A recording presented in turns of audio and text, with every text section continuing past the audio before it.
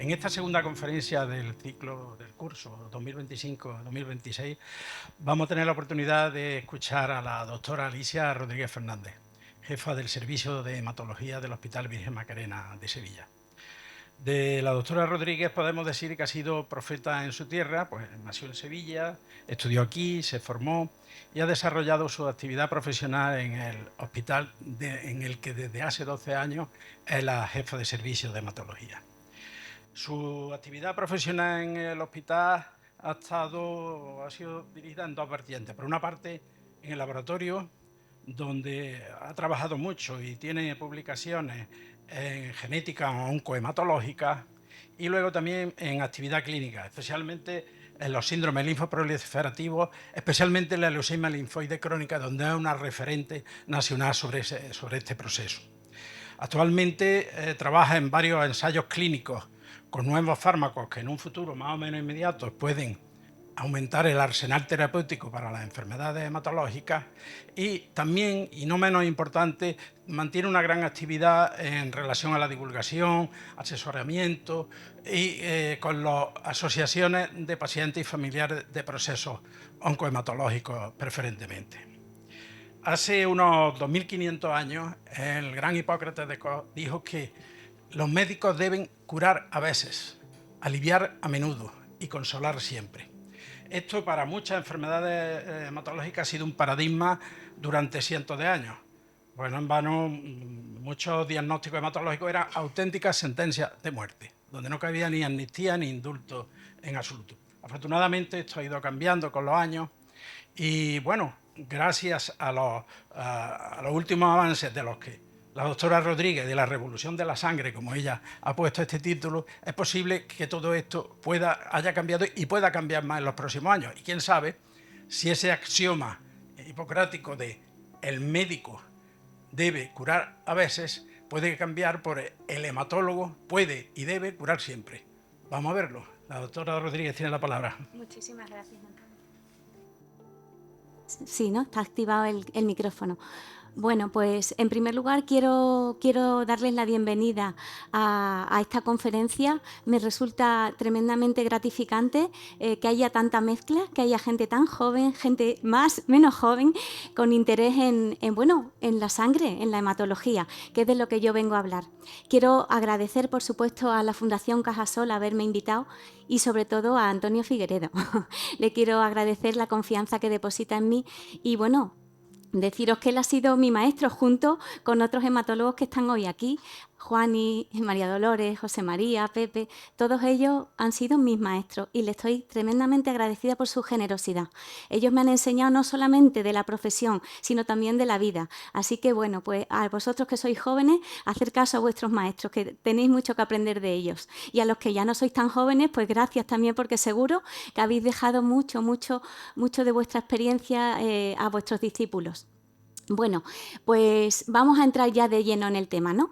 Y lo primero es, ¿por qué escogimos este título? Pues porque realmente la hematología ha experimentado un cambio drástico en los últimos años. De hecho, quisiera preguntaros, porque yo cuando estoy en un foro donde no me conocen mucho y digo que soy hematóloga, la mayoría de las personas tienen una idea un poco diferente de lo que realmente es la hematología. Parece que la hematología es una especialidad que solo se dedica al análisis clínico. Y hoy me gustaría a mí desmontar un poco esa creencia. No sé si vosotros conocéis o creéis que la hematología solo es una actividad de laboratorio. ¿Tenéis conocimiento si abarca más campos o no, verdad? Pues bueno, lo vamos a descubrir hoy, ¿no?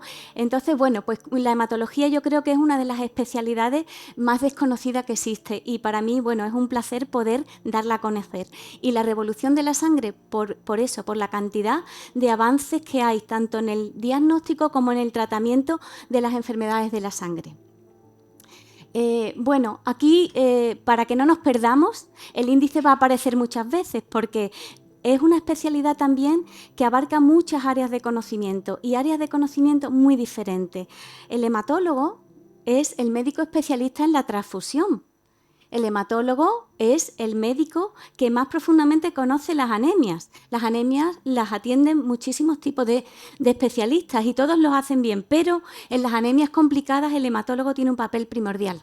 Y luego ya, por último, hablar del cáncer hematológico, porque el hematólogo es un médico que no solo está en el laboratorio, sino que trata a pacientes con cáncer, pacientes oncológicos. Y finalmente cerraremos con la innovación, o sea, lo nuevo que tenemos ahora mismo en la hematología. Para ponernos un poco, digamos que entrar en materia, me gustaría que conocierais, ya que he insistido tanto en que la hematología es una especialidad poco conocida, ¿esto por qué es? Bueno, porque realmente no somos muchos los hematólogos. En Andalucía hay una media de 3,4 hematólogos por 100.000 habitantes. Por desgracia, es una media más baja que en el resto de España, donde andan en torno a los 6 hematólogos por 100.000 habitantes. A ver si podemos poco a poco equipararnos, ¿no? Pero también la hematología es una especialidad mucho más minoritaria en cuanto a hematólogos que otras especialidades. Por ejemplo, si hay 3,4 hematólogos por 100.000 habitantes, hay 8 traumatólogos por cada 100.000 habitantes, hay 35 médicos de familia por 100.000 habitantes. Por tanto, no es de extrañar que la hematología no sea una especialidad muy conocida. El hematólogo, a grandes rasgos, es el médico que trata todo lo relacionado con la sangre. La sangre es importantísima, ¿no? Si no, vamos, es la base para todo, ¿no? Pero bueno, el hematólogo se caracteriza porque utiliza una tecnología muy avanzada. Ser un médico también que está en el laboratorio, pues tiene a su disposición la tecnología y eso permite que hagamos diagnósticos de precisión. Esto también facilita mucho que haya mucha investigación en nuestra especialidad y favorece que haya ya tratamientos específicos para muchas enfermedades. Lo veremos al final, pero un punto importante, el cáncer hematológico hoy por hoy cada vez es menos frecuente que se trate con quimioterapia. Cada vez hay más fármacos dirigidos, digamos que a la alteración que está produciendo ese cáncer. Eso es gracias a la combinación de avances diagnósticos y avances terapéuticos. Por supuesto, todo lo que hacemos, lo hacemos basándonos en la ética, máxime cuando hay de por medio ensayos clínicos, que lo hay, y muchos en la hematología. El trabajo en equipo no puede faltar en una especialidad en la que el diagnóstico y el tratamiento van de la mano. Y por último, también el papel de la hematología y del hematólogo es muy importante en prevenir y en educar, porque hay enfermedades que se pueden prevenir, como por ejemplo las trombosis, el apoyo emocional al tratar pacientes con enfermedades tan graves como son las leucemias. Es muy importante que haya un apoyo emocional a ese tipo de pacientes y por supuesto tiene un valor social importantísimo, porque la transfusión y la donación es algo que si no existiera, pues no se podría hacer prácticamente nada en medicina. Entonces vamos a pasar de lleno a lo primero, a la transfusión. Y de la transfusión quisiera, en primer lugar, hablar un poco de la historia de la transfusión, para que veamos desde dónde viene, porque es algo que se remonta a años antes de Cristo, el tema de pensar en transfundir sangre a los pacientes. Es importante también que nosotros siempre que pensamos, creo que cuando se piensa en la transfusión, se piensa en que lo que se transfunde es sangre, y la sangre se piensa siempre en el glóbulo rojo. Pues ahora vamos a ver cómo se transfunden muchas más células y otros elementos, y no solo los glóbulos rojos. Y luego insistir en la donación. Y ahora que hay aquí un público tan joven, me encanta, porque os voy a dar mucho la tabarra con eso. Bueno, la historia de la transfusión. Bueno, ya Antonio Figueredo ya ha hablado de Hipócrates, para que veáis el padre de nuestra medicina, ¿no? Ya Hipócrates, en el año 400 a.C., ya él apuntaba que las enfermedades se producen porque había sustancias nocivas en los humores. Los humores eran pues los líquidos que teníamos dentro del cuerpo, entre ellos la sangre. Pues bien, pues él ya decía, ya veía que la sangre era fundamental y que pensó ya que quitando esas sustancias nocivas de la sangre se podía curar a los pacientes. Un poquito más adelante, Galeno siguió en esa línea y también llegó a la conclusión de que todos esos humores circulaban por unos conductos en nuestro cuerpo, las arterias y las venas, porque hasta entonces se pensaba que lo que había en los vasos sanguíneos era aire.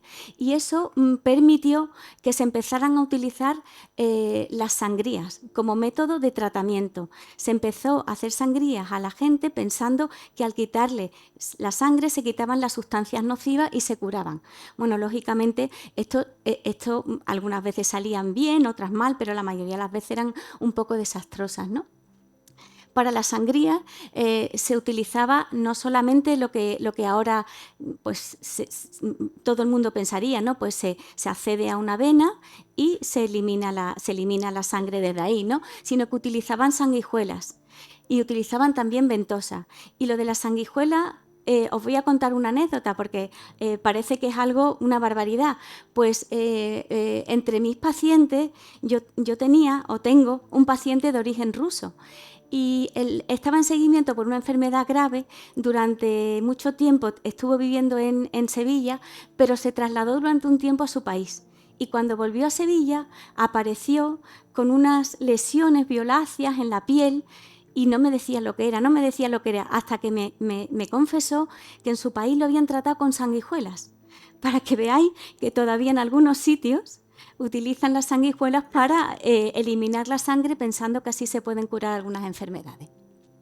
Bueno, otros descubrimientos importantes para la transfusión, para la medicina en general, fueron los de Miguel Servet y William Harvey, que ya ellos pues entendieron lo que era toda la circulación de la sangre, cómo la sangre circulaba por nuestro cuerpo, se oxigenaba y permitía que los órganos funcionaran. Y eso dio pie a pensar que si nosotros para curar tenemos que quitar sangre y eliminar sustancias nocivas, tendremos que meter sangre también, ¿no? Porque si no, bueno, es difícil, ¿no? El equilibrio.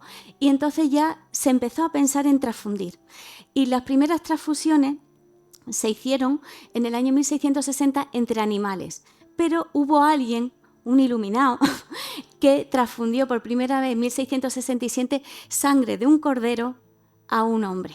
Lógicamente el resultado fue también catastrófico y durante algún tiempo se intentó, pero claro, aquello no iba bien, hasta que en el siglo XIX un obstetra, James Blundell, pues transfundió por primera vez de una persona a otra. La paciente era una mujer que había tenido complicaciones hemorrágicas después de un parto. Y esta fue la primera vez que se transfundió sangre de una persona a otra. Y como veis, se publicó en una revista que a día de hoy sigue siendo referente en el mundo de la medicina, que es The Lancet. Bueno, durante este siglo, bueno, pues se siguió intentando transfundir. Los resultados a veces eran buenos, a veces eran malos, y no se supo el porqué hasta que en 1901 Karl Landsteiner descubrió los grupos sanguíneos. Ahí ya se supo que no se puede transfundir cualquier sangre a cualquier persona, sino que existen unos grupos sanguíneos, el 0, el A, el B, el AB, y que para transfundir hay que tener la seguridad de que son compatibles tanto el donante como el receptor. Esto fue un hito en la historia de la hematología y de la medicina y bueno, pues le valió pues, el premio Nobel, lógicamente. Hay más, la historia de la transfusión es enorme, pero quiero traer algunos datos que me parecen muy interesantes y que no pensamos en ello. Había un problema muy grande cuando se quería transfundir y era que la sangre cuando sale de nuestro cuerpo se coagula. Entonces, ¿qué hacemos? ¿Cómo sacamos sangre y mientras llega al paciente que lo necesita se coagulaba? Pues un argentino, Luis Agote, descubrió un anticoagulante que permitía que la sangre se mantuviera en estado líquido. Entonces ya se podía recoger la sangre en bolsas o en frascos de vidrio, como se hacía al principio, y se podía transfundir. Y luego hay también un descubrimiento de un hematólogo español, Durán Jordá.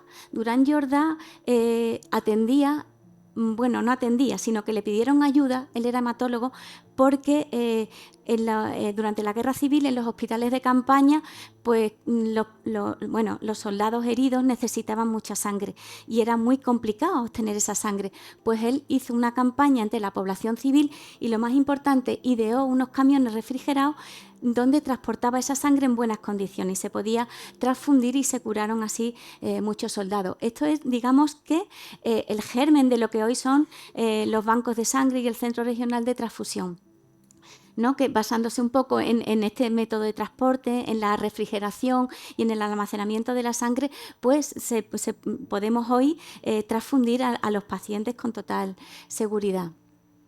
El acto transfusional en sí, transfundir sangre a alguien, pues como ya he dicho antes, es fundamental dos cosas.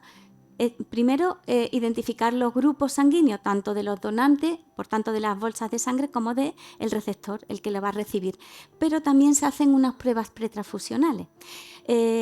Si hay alguien aquí que haya tenido que pasar por un quirófano, a lo mejor le suena eso de las pruebas cruzadas, le resulta como algo familiar. Pues prueba cruzada no es más que cruzar o mezclar la sangre del donante, la bolsa que se va a poner, con la del que la va a recibir. Si no hay ahí, digamos, que ningún tipo de interacción, es compatible. Si la hay, pues no se puede transfundir. Eso además de los grupos, porque además puede haber otras incompatibilidades que no son solamente por los grupos sanguíneos. Pues siempre que se transfunde hay que hacer grupos sanguíneos y hay que hacer unas pruebas pretransfusionales que se llaman pruebas cruzadas. Bueno, después de lo que hemos visto, a día de hoy, la transfusión es una práctica médica segura y además vital porque, bueno, gracias a la transfusión se pueden hacer muchas intervenciones quirúrgicas. Si no pudiéramos reponer la sangre que se pierde durante muchas cirugías, no se podría operar. Por tanto, es imprescindible la sangre para intervenciones, pero también es imprescindible en muchísimas enfermedades de la sangre. Hay pacientes que tienen enfermedades hematológicas que para poder vivir necesitan transfundirse prácticamente todas las semanas. Y así están muchos años. Si no dispusieran de esa sangre, esos pacientes no estarían vivos. Y luego, bueno, como todos sabéis, la sangre hace falta, bueno, pues después de algunos accidentes, situaciones críticas como hemorragias digestivas, en fin, que es un pilar fundamental para cualquier persona que enferme. Digamos que todo lo relacionado con la sangre, la transfusión, es de las disciplinas médicas que está más regulada y en la que existe una mayor legislación. Todo ello para tener la seguridad de que se hace de la mejor manera posible y de una manera segura. Hay muchos mecanismos de control para que no haya errores cuando se transfunde sangre. Entonces, podemos decir que lo que fue un experimento arriesgado, aquel que puso sangre de cordero a una persona, ahora es un pilar fundamental de la medicina moderna. No podemos hablar de transfusión si no hablamos de donación, porque la sangre, ¿de dónde viene? Pues en España viene de donantes voluntarios y altruistas. Nadie cobra por donar. El que lo hace porque está comprometido, porque cree que está ayudando y porque puede, lógicamente. Entonces, ya de entrada hay una selección natural. Las personas que van a donar, desde luego, lo último que quieren es causar un daño, luego suelen ser personas que están sanas a priori. Pero aún así, tener la seguridad de que hay un médico siempre que hace una selección y excluye a las personas que por algún motivo no pueden donar sangre. Luego, pues se procede a lo que es la donación, que es extraer la sangre desde la vena, se introduce en una bolsa con el anticoagulante que hemos hablado, y también esa bolsa de sangre se analiza. No solamente se hace una selección exhaustiva de los donantes, sino que luego se analiza esa sangre por si acaso hay algo por lo que tengamos que desechar. Se estudia sobre todo pues, la presencia de virus, de anticuerpos irregulares para evitar que eso pase a la persona que la necesita, ¿no? Algo que me parece también muy interesante es que sepamos que siempre que se hace una donación se hace de casi medio litro, son 450 mililitros. Por eso las personas que pesan menos de 50 kilos no pueden donar, porque es mucho volumen para su cuerpo. No se puede donar menos cantidad, siempre se dona 450 mililitros. Y como dije, la sangre, la bolsa de sangre de un donante se separa en glóbulos rojos, en plaquetas y en plasma. Todo eso es necesario. Y ahora me voy a detener un poco más. Pero lo que sí quiero es que veáis que estamos muy preocupados los hematólogos y en general yo creo que todos los médicos porque el número de donaciones en Andalucía ha descendido desde 2019 al año 2023. De 292.000 donaciones hemos pasado a 179.000. Se le está dando muchas vueltas al porqué y parece que uno de los motivos es el propio envejecimiento de la población. Claro, hay menos personas jóvenes que son las que realmente pues, pueden donar. Desde la pandemia ahora pues, ha habido un descenso en el número de donaciones y esto es preocupante porque no hay alternativa a la sangre. Como decía anteriormente, de una bolsa de sangre que alguien dona, vamos a extraer glóbulos rojos que se utilizan para la anemia, para oxigenar, pero también plaquetas que las necesitan aquellas personas que por alguna enfermedad tienen las plaquetas bajas. Y también se obtiene el plasma. ¿Y qué es el plasma? Bueno, el plasma es donde las células de la sangre van suspendidas y circulan por nuestros vasos. Y el plasma se caracteriza porque también está constituido por una serie de sustancias que son muy necesarias. Por ejemplo, en el plasma hay una proteína que se llama albúmina, que la necesitan los pacientes que tienen el hígado bastante en malas condiciones. En el plasma están las inmunoglobulinas.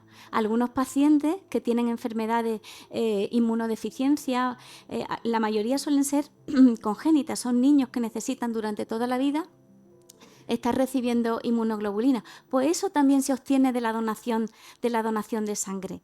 Y también los hemofílicos.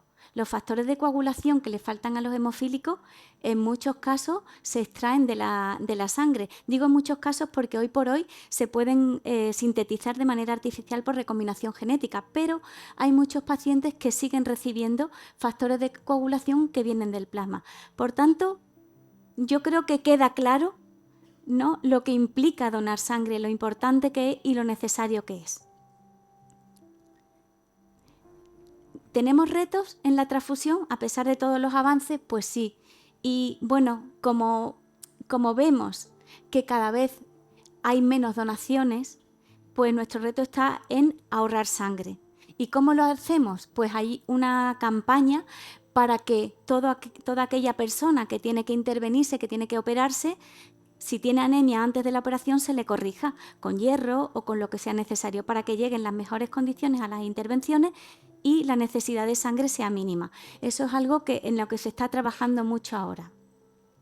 También, aunque parece ciencia ficción, y yo sé que alguien de aquí lo ha probado, y no quiero decir quién, dentro del quirófano, cuando alguien se va a intervenir, hay unos dispositivos que son capaces de coger esa sangre que se está perdiendo y devolverla al paciente. Eso es otra forma de ahorrar sangre también. Además, las cirugías sin transfusión tienen mejores resultados. Luego, el intento es transfundir lo menos posible, sobre todo en las intervenciones quirúrgicas. Y bueno, sobre todo, que todavía no se ha inventado la sangre artificial. ¿Llegará? Pues puede que sí, pero bueno, tendremos que esperar. Y mientras no haya sangre artificial, pues necesitamos la sangre de los donantes. Hay también medicamentos, ¿no?, que son capaces de producir más sangre. Por ejemplo, la eritropoyetina, la famosa EPO de los ciclistas, que es capaz de hacer que se produzcan más glóbulos rojos y se oxigene mejor la sangre, por eso tienen mejor rendimiento, pero nunca van a sustituir a la transfusión, no tienen la capacidad de sustituir a la sangre. Bueno, y con esto, si os parece, pasamos al siguiente apartado. El de la transfusión era el más extenso, donde quería yo insistir para que se viera la importancia de la donación. Y bueno, y recordar que el hematólogo es el que está detrás de la transfusión, ¿vale? Es parte de nuestra especialidad. Ahora vamos a pasar a la siguiente área de conocimiento de la hematología, las anemias. Yo creo que anemia es intrínseco al médico, ¿no? El médico de familia, el internista, el ginecólogo, todos tratan anemia y lo hacen bien, desde luego. Pero ¿por qué la traigo aquí? Por dos razones. En primer lugar, porque la anemia es frecuentísima, la prevalencia es enorme, sobre todo a nivel mundial, veis que el 27% de la población global tiene anemia. Eso es más de la cuarta parte de la población del mundo, porque la anemia donde lógicamente es más prevalente en los países con menos recursos, menos desarrollados, ¿no? Hasta 2.000 millones de personas, según la OMS en el 2023, padecen anemia. Entonces, bueno, solamente por la frecuencia que tiene es algo en lo que debemos de pensar y debemos de un poco reflexionar. Además, la anemia muchas veces no se le da ninguna importancia, está poco diagnosticada, no se trata tampoco adecuadamente, parece que es algo banal y que no tiene importancia, se repiten muchas pruebas, a ver si es verdad que tienen anemia y todo eso al final, pues si no se ataja desde un primer momento, pues va a generar pues mucho gasto y sobre todo pues muchos problemas a las personas que la padecen, ¿no? De la anemia yo creo que la mayor parte de la población cree que la anemia es falta de hierro. Y efectivamente, la anemia puede ser por falta de hierro, pero no siempre es por eso. La anemia por falta de hierro es muy frecuente en los niños, en las mujeres en edad reproductiva y en los adultos mayores. Pero no solo existe la anemia ferropénica. Hay muchos otros tipos de anemia. Hay anemias que se heredan y esas anemias las debe de tratar el hematólogo. Son anemias más complejas que necesitan unas técnicas diagnósticas específicas y luego también necesitan un tratamiento específico. Y luego quería apuntar también un detalle curioso. Bueno, este sería la forma normal del glóbulo rojo, un hematíe bicóncavo, así siempre nos lo enseñan, ¿no? Y este es un hematíe muy raro, ¿no? Teóricamente tiene forma de hoz y es el hematíe típico de la anemia falciforme o drepanocitosis. ¿Y por qué lo traigo aquí? Bueno, porque este tipo de anemia es una anemia que se ha producido en los países donde hay mucho paludismo, porque defienden a los que la padecen del paludismo. Pero ¿qué ocurre? Que con los movimientos migratorios, como a día de hoy en España hay tantas personas procedentes de África, pues se ve con mucha frecuencia. Y esto al final es un reto, porque es difícil pensar en que podemos tener este tipo de anemia aquí y tenemos que aprender también a tratarla y a manejar estos pacientes. Por tanto, la anemia al final exige muchas veces, cuando no va bien tratada por el especialista que sea capaz de hacerlo o el médico de familia, exige que un hematólogo entre ahí para completar el diagnóstico. Y bueno, muy importante también saber que tener anemia va a afectar sobre todo a los niños porque hace que se desarrollen con más lentitud. Va a afectar también a las mujeres embarazadas porque tienen más riesgo de tener problemas, tanto ellas como los niños. Y a las personas mayores también, porque facilita la sarcopenia, que es la pérdida de masa muscular, y pues hay más riesgo de caídas, de fracturas y disminuye la movilidad. Por tanto, la anemia hay que darle el valor que tiene y que es mucho, y pensar que no solamente se debe a la falta de hierro. Bueno, pasamos al siguiente capítulo, ¿no? La trombosis. También es una enfermedad o es un proceso tremendamente frecuente y tratado también por muchísimos especialistas y no puede ser de otra manera. Pero ¿por qué tiene un papel el hematólogo en la trombosis? Pues lo tiene sobre todo en el tratamiento de la misma. El hematólogo es el médico que se encarga del estudio de la coagulación y la trombosis no es más que un coágulo. Es un coágulo que lo que hace es que cuando ocurre dentro de un vaso sanguíneo obstaculiza el flujo, lo ralentiza, no llega bien la sangre a los órganos y hay riesgo de que esos órganos no funcionen bien.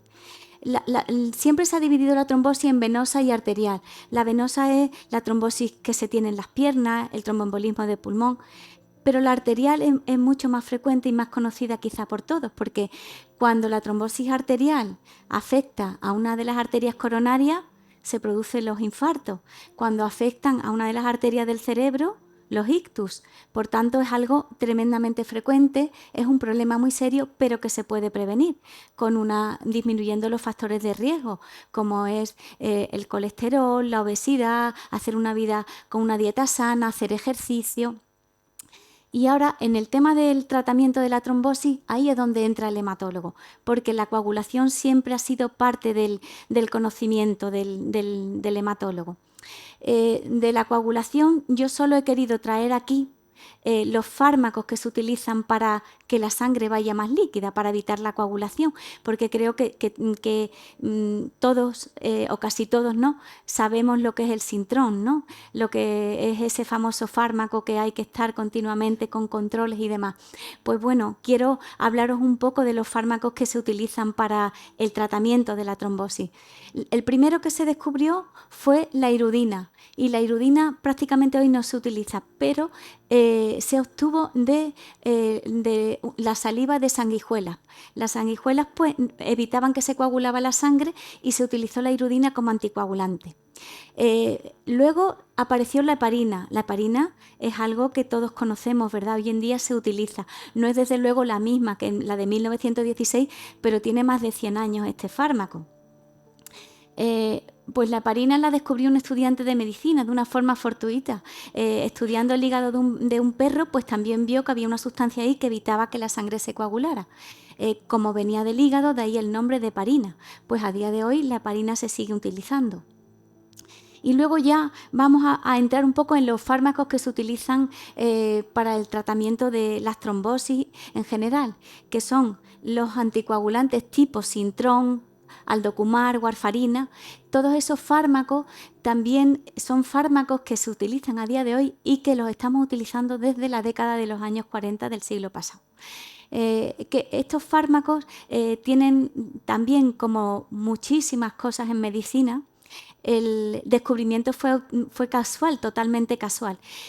Fue que se observaba que en una región de Inglaterra las vacas se morían, el ganado se moría de una enfermedad hemorrágica. Se estuvo analizando el porqué y se vio que es que estaban comiendo un trébol dulce que estaba en mal estado. Cuando se estudió ese trébol, ahí se descubrió una sustancia que son los dicumarínicos, que es la familia que da lugar a estos fármacos, ¿no? Y lo primero que se hizo con ese tipo de fármacos fue utilizarlos como raticidas. Antes así es como se atacaba a las epidemias de ratas, con los anticoagulantes. Luego ya se empezó a utilizar en el ser humano, y de las primeras personas que se trató con los anticoagulantes, a modo de anécdota, fue el presidente de Estados Unidos, Eisenhower. Estos fármacos lo que hacen es bloquear la vitamina K. Entonces, por eso, cuando las personas toman Sintrón, se les dice que no tomen muchas verduras, que no tomen espinacas, coles, porque son productos que tienen mucha vitamina K y contrarrestan la acción de estos fármacos. Realmente lo ideal no es prohibirlos, sino hacer una vida lo más equilibrada posible para que los fármacos se adapten a nuestra vida y no nuestra vida a los fármacos, ¿no? Esto es en el año 1940, y hasta el año 2015 no aparecieron nuevos fármacos, porque la verdad es que los antivitaminas K o el Sintrón y su familia son unos fármacos que son un poco, digamos, que latosos, ¿no? ¿Por qué? Porque tienen, digamos que su margen terapéutico es muy estrecho, o sea, tiene que estar el paciente muy bien controlado para no tener problemas, y eso exige controles mensuales de análisis de sangre y de ajustar la dosis. Pues ya en el año 2015 aparecen unos nuevos anticoagulantes que no necesitan, que son mucho más estables y no necesitan esos análisis. Hoy en día disponemos de 4 fármacos de esas características, son los anticoagulantes directos. Pues ya nos metemos en el cáncer hematológico. A mí me gustaría saber si a nivel del público, de la población general, se sabe que el hematólogo es también uno de los médicos que trata el cáncer. Yo creo que no, que realmente no es algo que se sepa, pero sí, el hematólogo trata unos tipos de cánceres muy específicos, los cánceres de la sangre, lógicamente, ¿no? ¿Y cuáles son? Las leucemias agudas y las leucemias crónicas. Es el especialista en hematología el que se encarga del tratamiento de las mismas. Pero también el hematólogo trata los linfomas, que es un tipo de tumor bastante frecuente, y también el mieloma múltiple, una enfermedad que hasta hace poco no era muy conocida, pero a día de hoy es tan conocida que el mes de septiembre está dedicado al mieloma, es el mes del mieloma múltiple. Entonces, el mieloma múltiple es una enfermedad en la que ha habido una verdadera revolución, como decía al principio, ¿no? En la que tenemos muchísimos fármacos disponibles y donde España es referente en el tratamiento del mieloma múltiple. Del cáncer de la sangre, ¿qué hay que decir? Pues que es el 10% del total de nuevos casos de cáncer que se diagnostican en España al año, que en el año 2024 se diagnosticaron 25.770 personas con cánceres hematológicos y que el cáncer hematológico globalmente es el quinto más frecuente en España. ¿Después de cuál? Del de mama, pulmón, próstata, colon. Luego vienen los cánceres hematológicos. Luego hay que prestarles atención, ¿no? Hay que invertir recursos en el cáncer de la sangre. A mí lo que más me gusta de hablar del cáncer hematológico es que podemos hablar de mejoras en la supervivencia. Y eso es muy esperanzador, ¿no? O sea, el panorama en el cáncer de la sangre ha cambiado radicalmente en los últimos años, ¿no? Porque no solamente hemos conseguido alargar la vida de muchos pacientes, sino además mejorar la calidad de vida, que no es poco. De hecho, hay muchas enfermedades, como por ejemplo he dicho antes el mieloma múltiple, la leucemia linfática crónica, en los que ya prácticamente no se usa nunca la quimioterapia. Se ha llegado a fármacos diana y personalizados que son los que se utilizan para el tratamiento de estas enfermedades. De hecho, gracias a la llegada de estos fármacos, la supervivencia del mieloma múltiple a los 5 años del 60-70%. Se ha duplicado con respecto a lo que había hace 10 o 15 años.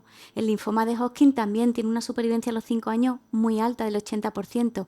Pero es que la leucemia linfática crónica, el paciente que se diagnostica de esta enfermedad a día de hoy va a vivir lo mismo que el que no la tiene, gracias a la incorporación de los nuevos tratamientos.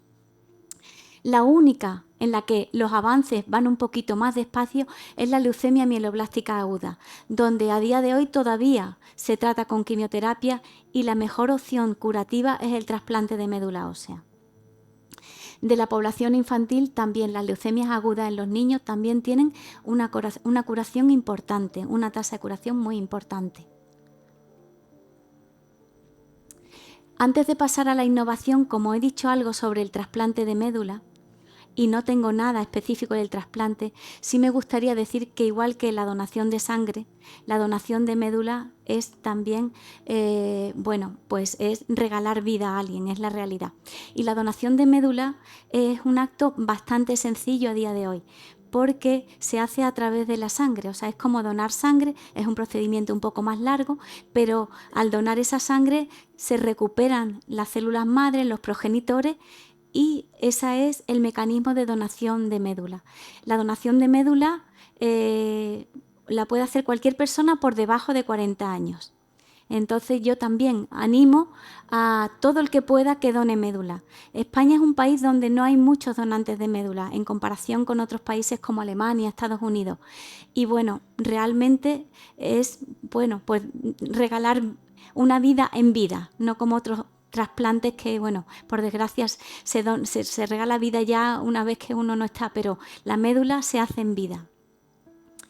Y ya vamos a pasar al último punto, el que da, digamos, título a la charla, ¿no? Por fin ha llegado, ¿no? La revolución de la sangre. Pues vamos de la innovación en la hematología. En la hematología y en la medicina en general y en la oncología, pero quizá la hematología es de las disciplinas donde hay más innovación. Y parece que no, pero tiene su explicación.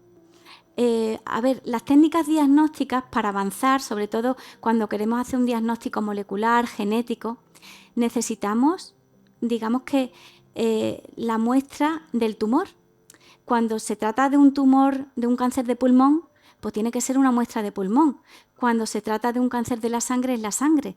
La sangre, afortunadamente, es muy fácil de obtener.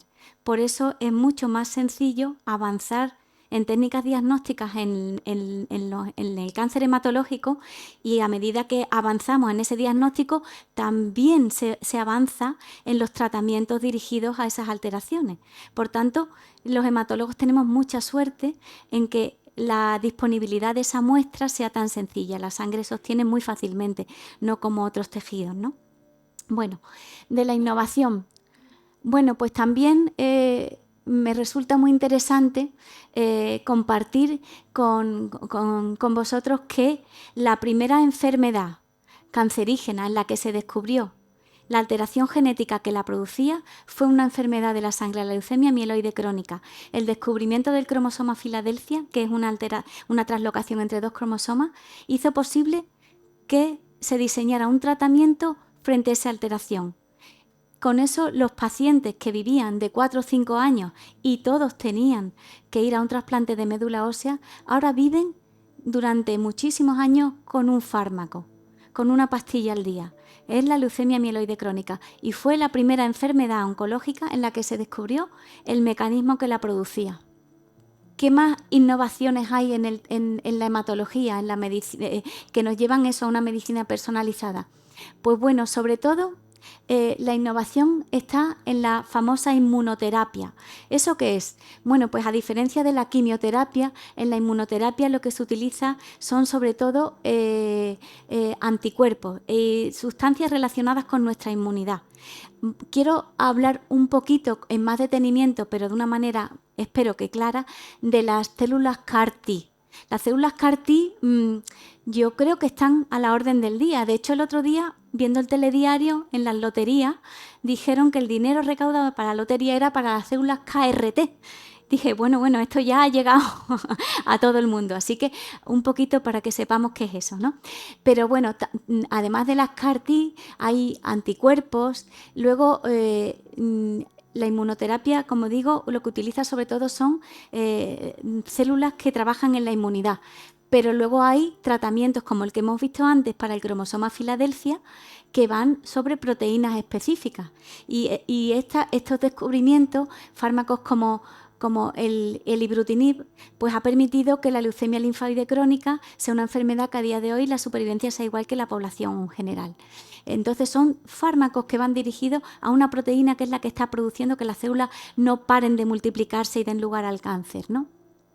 Luego también tenemos tratamientos dirigidos a alteraciones genéticas y el trasplante de médula sigue siendo imprescindible. Sabéis que hay trasplante autólogo cuando la propia persona dona su médula para curarse y el trasplante alogénico cuando se necesita un donante. Insistir en que es muy necesario que haya donantes de médula y que también ha habido una mejoría importante en el trasplante de médula. Ha habido una mejoría en la selección de donantes, también los avances diagnósticos pues permiten que podamos seleccionar mejor, porque hacemos estudios más exhaustivos y hacer que sean lo más compatible posible el donante y el receptor, pero también ha habido muchos avances en todo lo que son las complicaciones del trasplante. Entonces, bueno, a día de hoy los resultados en trasplantes también son mejores que hace algunos años. Y bueno, pues lo prometido es deuda, ¿no? Quería un poco explicar lo que son las CAR-T porque creo que bueno, pues se habla mucho de ellas y a lo mejor no se sabe muy bien qué es. Pues las CAR-T es un tipo de tratamiento que a día de hoy se utiliza sobre todo en el mieloma y en el linfoma y también en la leucemia mieloblástica aguda. De hecho, la primera paciente que se trató con CAR-T-cell fue una niña en Estados Unidos, Amy, y ella, bueno, está curada después de haber recibido muchas líneas de tratamiento. Pues bueno, ¿las CAR-T en qué consiste? Pues el paciente, el que tiene la enfermedad, en un momento dado se hace una extracción de los linfocitos T de ese paciente. ¿Qué son los linfocitos T? Pues un tipo de célula, un tipo de glóbulo blanco que nos defiende. Son los que realmente actúan cuando algo ataca nuestro organismo y lo destruye. Nosotros extraemos de ese paciente los linfocitos T. Se hace mediante algo más largo que un análisis, como una donación, ¿no? Se extraen los linfocitos T. ¿Qué hacemos con ellos? Pues en el laboratorio los preparamos, los modificamos, les hacemos que reconozcan algo que tiene la célula tumoral para que actúe contra ella. Por eso, hoy por hoy todavía no están diseñados para todos los tumores, porque están diseñados para tumores que tienen algo que pueden reconocer ellos. Los preparamos para que, por ejemplo, en el linfoma tienen una proteína que se llama CD19 el linfoma, pues preparamos a los linfocitos T para que reconozcan esa proteína que está en el tumor. Los preparamos y hacemos que se multipliquen, provocamos que crezcan mucho. Ya tenemos una gran cantidad en el laboratorio de linfocitos T que van a actuar contra ese tumor, contra ese linfoma. Después, ¿qué hacemos? Se los infundimos al paciente, se los transfundimos y, como son células del propio paciente, no provocan prácticamente ningún rechazo y empiezan a localizar al tumor y lo destruyen. Así es como funcionan las CAR T-cell. Por tanto, tienen una acción tumoral específica. No es como la quimio. Sabéis que la quimio destruye todo lo que se replica, todo lo que se multiplica. Por eso la quimio hace tanto daño a las células de la sangre, se cae el pelo, porque son todas aquellas células que están continuamente, digamos que multiplicándose. Aquí no, aquí va directa a la célula que tiene ese receptor y la destruye. ¿Qué ventajas tiene este tipo de tratamiento? Primero, es muy específico, a diferencia de la quimioterapia, ¿no? Va contra la célula que está causando el tumor. Que además, bueno, pues que se expande dentro del cuerpo del paciente, ¿no? Es capaz de expandirse y tiene memoria inmunológica. ¿Eso qué significa? Porque afortunadamente no lo infundimos y a los pocos días desaparecen, sino que están ahí y siguen actuando y bueno, son capaces de evitar en algunos casos las recaídas, no es todo. Y bueno, que se está comprobando que va muy bien en pacientes que han recibido muchas líneas de tratamiento. Realmente no son absolutamente inocuos como todo, ¿no? Tienen su riesgo. Hay un riesgo de producirse una reacción inflamatoria importante, grande. Hay riesgo también de problemas neurológicos. Pero bueno, todo esto se controla y ya estamos muy bien preparados para poder afrontarlo. Por tanto, las CAR-T, desde luego, es una auténtica revolución en medicina. Lo está haciendo en la hematología, sobre todo, como he dicho, en linfoma, leucemia y mieloma, pero también se está utilizando y se está estudiando e investigando en otro tipo de tumores, en tumores sólidos. Y también se está investigando en enfermedades autoinmunes. Por tanto, este futuro ya ha llegado. El futuro de las CAR-T es hoy. Y ya para finalizar, bueno, quiero compartir con todos que tenemos una suerte inmensa con nuestra sanidad, con todo lo que nos ofrece. Tenemos acceso, en la mayoría de los casos, en la sanidad pública, a casi todas las novedades que hay que están autorizadas en España y que tienen indicación.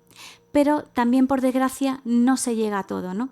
Y a donde no se llega con la tecnología, con los nuevos tratamientos, pues llegan las asociaciones de pacientes. Me parecía importante también que supiéramos que tienen un papel muy importante. ¿Por qué? Bueno, pues porque ellos, el apoyo emocional y psicosocial que, por desgracia, no se llega en los hospitales, ellos sí llegan. Luego también, en muchas ocasiones, cuando las personas jóvenes se diagnostican de enfermedades muy graves, pues aquello, la vida no se les tambalea y hay pues asesorías legales. También tienen nutricionistas, fisioterapeutas, rehabilitadores. En algunos casos, incluso cuando los pacientes viven muy lejos, pues ofrecen alojamiento, facilitan que se puedan quedar al lado del Hospital Virgen del Rocío. Hay un edificio para niños que tienen que venir al hospital infantil como hospital de referencia para tratamientos, y ahí participan mucho las asociaciones de pacientes. Y luego también ellos empujan y luchan para que los fármacos nuevos se aprueben cuanto antes, porque uno de los principales problemas que tenemos con la innovación terapéutica es la burocracia, es lo lento que son aprobados los fármacos. Bueno, lento para lo que nos gustaría a todos, ¿no? A médicos y a enfermos, ¿no? Porque se va viendo que sirven, pero lógicamente tienen que pasar por muchos filtros para que, bueno, pues para tener la seguridad de que son efectivos y no van a causar más problemas que otra cosa. Y bueno, En esta foto es mi equipo actual, el equipo del Hospital Virgen Macarena, el equipo de hematología del Hospital Virgen Macarena. Aquí estamos, no todos, pero muchos, y nada, yo quiero agradecerles a todos ellos pues que ayuden a remar en la misma dirección y que, bueno, lo más importante sea el paciente, lógicamente, y bueno, que día a día trabajemos en equipo porque como no puede ser de otra manera. Aquí está, no se ve muy bien, pero bueno, en esta foto hay muchos compañeros aquí sentados, ¿eh? Todos ellos, vuelvo a repetir mi agradecimiento por su generosidad a la hora de enseñarme, ¿no? Aquí, bueno, bueno, vosotros os reconocéis. Está Antonio, está Juan y Pepe, José María, en fin, y María Dolores y muchos que yo sé que le hubiera gustado estar aquí, pero no han podido. Así que, bueno, pues nada, muchísimas gracias a vosotros y a todos ustedes por el interés.